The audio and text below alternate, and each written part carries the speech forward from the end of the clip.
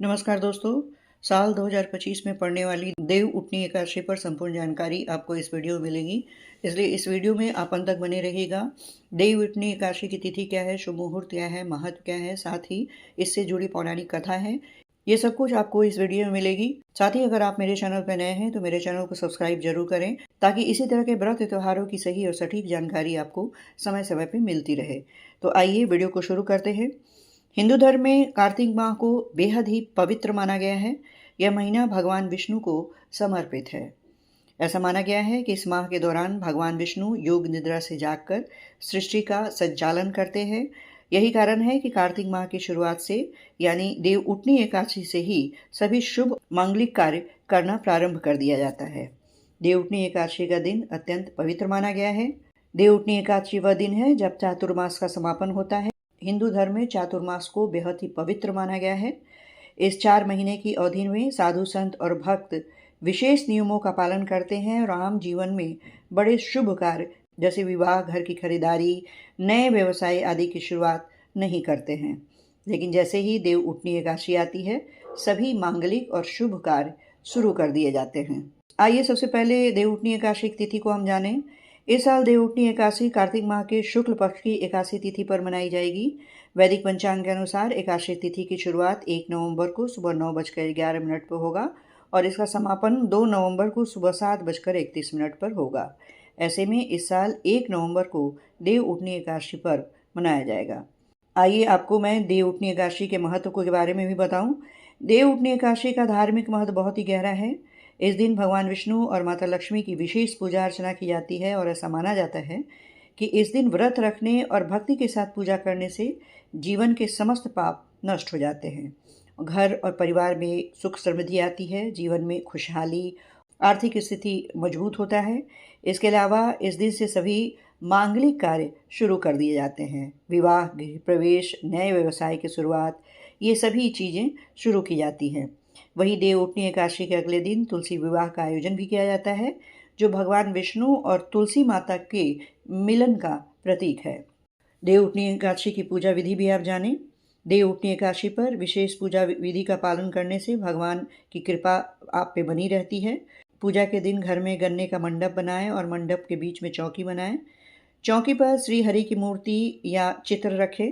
भगवान के चरण चिन्ह भी बनाएं और इन्हें ढक कर रखें। भगवान विष्णु को गन्ना, सिंघाड़ा, फल और मिठाई अर्पित करें। साथ ही घी का दीपक जलाएं और इसे रात भर जलने दें। सुबह भगवान के चरणों की विधिवत पूजा करें और चरणों को स्पर्श करके भगवान को जागृत करें। साथ ही कीर्तन और व्रत कथा सुने और ऐसा माना गया है कि भगवान के चरणों को स्पर्श करके जो भी मनोकामना मांगी जाती है वो जरूर पूरी होती है। आइए देव उठनी एकादशी की कथा पूरे भक्ति भाव और श्रद्धा के साथ श्री हरि के चरणों में नमन करते हुए सुने। एक राज्य में सभी लोग देव उठनी एकादशी का व्रत रखते थे। प्रजा तथा नौकर चाकरों से लेकर पशुओं तक को एकादशी के दिन अन्न नहीं दिया जाता था। एक दिन किसी दूसरे राज्य का एक व्यक्ति राजा के पास आकर बोला, महाराज, कृपा करके मुझे नौकरी पर रख लें। तब राजा ने उसके सामने एक शर्त रखी कि ठीक है, रख लेते हैं, किंतु रोज तुम्हें खाने को सब कुछ मिलेगा पर एकादशी को अन्न नहीं मिलेगा। उस व्यक्ति ने उस समय हाँ कर ली, पर एकादशी के दिन जब उसे फलाहार का सामान दिया गया तो वह राजा के सामने गिड़गिड़ाने लगा, महाराज, इससे मेरा पेट नहीं भरेगा, मैं भूखा ही मर जाऊंगा, मुझे अन्न दे दो। राजा ने उसे शर्त की बात याद दिलाई, पर वह अन्न छोड़ने को राजी नहीं हुआ। तब राजा ने उसे आटा, दाल, चावल आदि दिए। वह नित्य की तरह नदी पर पहुंचा और स्नान कर भोजन पकाने लगा। जब भोजन बन गया तो भगवान को बुलाने लगा, आओ भगवान, भोजन तैयार है। उसके बुलाने पर पीताम्बर धारण किए भगवान चतुर्भुज रूप में आ पहुँचे और प्रेम से उसके साथ भोजन करने लगे। भोजन करके भगवान अंतर्ध्यान हो गए और वह अपने काम पर चला गया। 15 दिन बाद अगली एकादशी को वह राजा से कहने लगा कि महाराज, मुझे दूना सामान चाहिए। उस दिन तो मैं भूखा ही रह गया। राजा ने कारण पूछा तो उसने बताया कि हमारे साथ भगवान भी खाते हैं, इसलिए हम दोनों के लिए यह सामान पूरा नहीं होता। यह सुनकर राजा को बड़ा आश्चर्य हुआ। वह बोला, मैं नहीं मान सकता कि भगवान तुम्हारे साथ खाते हैं। मैं तो इतना व्रत रखता हूँ, पूजा करता हूँ, पर भगवान ने मुझे कभी दर्शन नहीं दिए। राजा की बात सुनकर वह बोला, महाराज, यह विश्वास ना हो तो साथ चलकर देख लें। राजा एक पेड़ के पीछे छिपकर बैठ गया।